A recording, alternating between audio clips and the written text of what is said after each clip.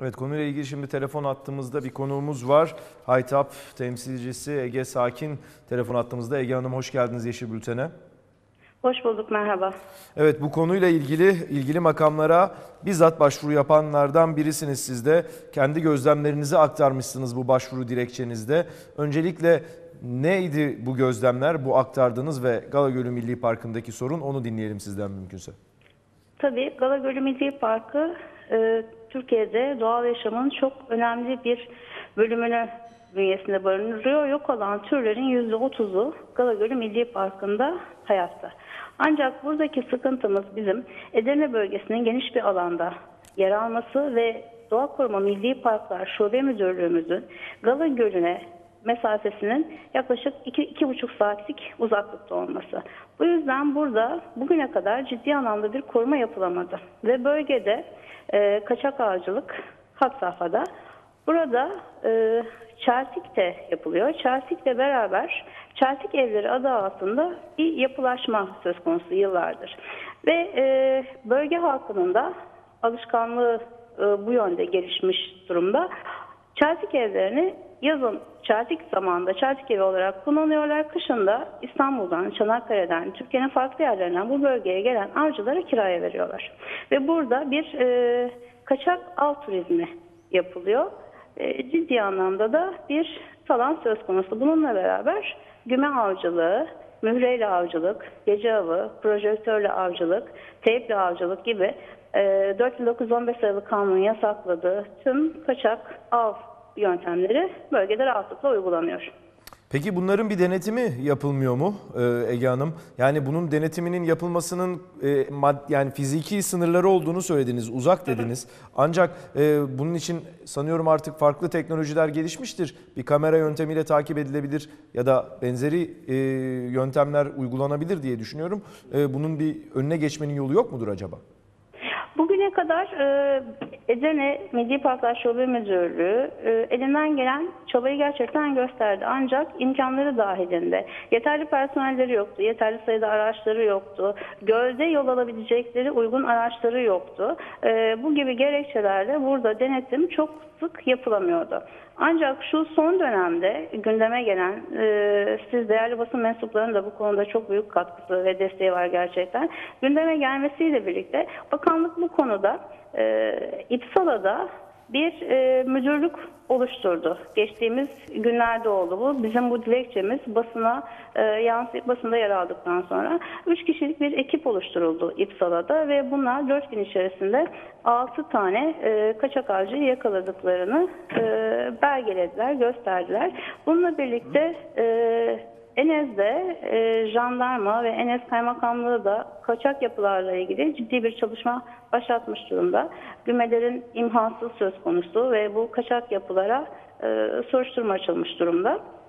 Bu gibi şeyler yapılıyor. Ancak bugüne kadar ne yazık ki çok fazla bir çalışma yapılamadı az önce saydığım sebeplerden.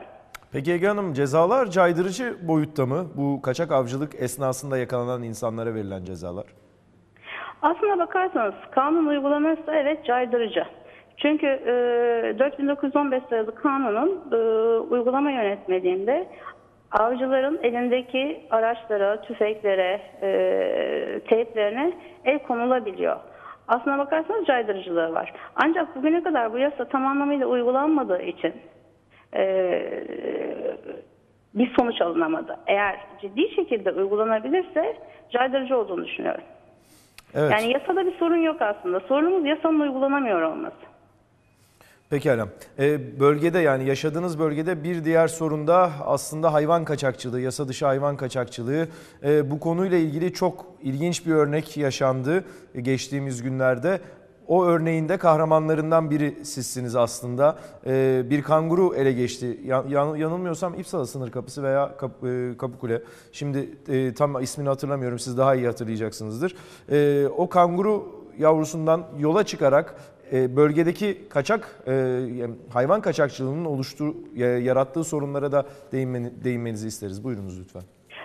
Edirne'de ve İpsala'da 2 tane gümrük kapımız var bizim bu bölgede ve sizin de bahsettiğiniz gibi kaçak hayvan girişi ülkemizde ciddi bir problem.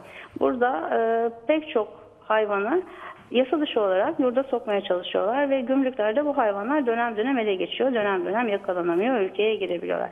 Bunun farklı noktalarda yarattığı sorunlar var. Birincisi, kaçak hayvanların ülkemize sokabileceği, bizim ülkemizde olmayan hastalıklar, virüsler, mikroplar. Bir diğeri de hayvan hakları açısından olaya baktığımızda hayvanların yaşadığı stres ve sonunda pek çoğunun ölümle sonuçlanan kötü hikayesi.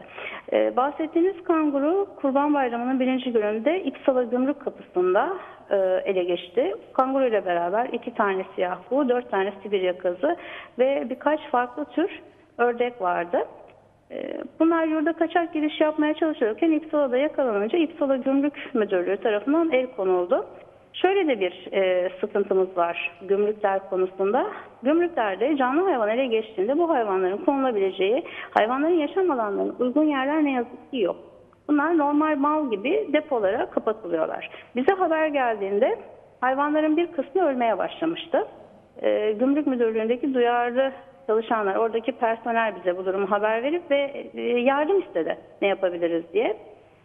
Onları oradan alabilmek için epey bir yazışma ve telefon trafiği yaptık. 6 saatin sonunda hayvanları 7 emin olarak Haytap Hayvan Hakları Federasyonu bölge temsilcisi olarak ben teslim aldım. Daha sonrasında da yasal işlemleri tamamladık. Mahkeme süreci sona erdikten sonra İzmir'deki Doğal Yaşam Parkı'na naklettik ve şu anda orada mutlu bir şekilde yaşıyor. Ülkesine geri döndürme gibi bir şansımız yoktu. Çünkü Avustralya'nın bu konuda çok katı kuralları var. Ülkeden çıkan hayvanı geri almıyorlar. Yollamaya kalktığımız takdirde o hayvan uyutulacaktı. Bu sebeple elimizdeki şartlar dahilinde bundan sonraki hayatını en iyi geçirebileceği uzman hekimlerin uygun gördüğü yer olarak İzmir Doğal Yaşam Parkı'na yolladık. Evet, bu açıklama dün de konuşmuştuk sizinle, gerçekten bu haberi verdiğimiz geçtiğimiz hafta da akılda kalan sorulardan biriydi. Acaba bu kanguru Avustralya'ya dönemez mi? Dönemez olduğunu sizden öğreniyoruz şu anda. Çünkü Avustralya kabul etmiyor ülkeden çıkan hayvanları. Biz yine Türkiye'nin bu hayvan kaçakçılığı sorununa dönecek olursak bu konuda sizin yaptığınız girişimler, başlattığınız girişimler var mıdır? Ve konunun çözümüne yönelik nasıl adımlar atılabilir? Hayvan Hakları Federasyonu olarak 4 yıl önce başlattığımız bir kampanya var. Tüm gümrük kapılarına astığımız kaçak hayvan girişiyle ilgili maddelerin büyük puntolarla yazıldığı afişler ve görseller oluşturup gümrüklere astık. Burada bunun caydırıcı olmasını, insanların bundan vazgeçmesini ve gümrüklerde çalışan insanların da bu konuya biraz daha dikkatli ve duyarlı olmalarını amaçlamıştık. Bunda başarılı olduğumuzu görüyorum çünkü ciddi anlamda bize ihbarlar gelmeye başladı bu 4 yıl içerisinde. Daha önce de hayvanlar yakalanıyordu ama konulan depolarda bu hayvanlar mahkeme süreci tamamlanana kadar zaten pek çoğu ölüyordu. Böyle bir ortam, zaten yaşam alanı olmayan bir yerde normal deponun içinde o hayvanın hayatta kalması mümkün değil. Yaptığımız bu çalışma doğrultusunda bize bu ihbarlar gelmeye başladı. Biz de en azından onların ölmemesi, hayatta kalması için bu gibi çalışmalar yapıyoruz. Ama tabii ki bu çözüm değil. Buradaki asıl hedefimiz gönlümüzden geçen hiçbir şekilde girişimlerin olmaması, hayvanların kendi kullanması, Balkanlarda bir Avustralya karşısının olmaması. O anlamda insanları bilinçlendirmek gerekiyor. Bu konudaki yaptığımız ne yazık ki yeterli değil. Az önce konuştuğumuz konuda kanunda bir sıkıntı yok.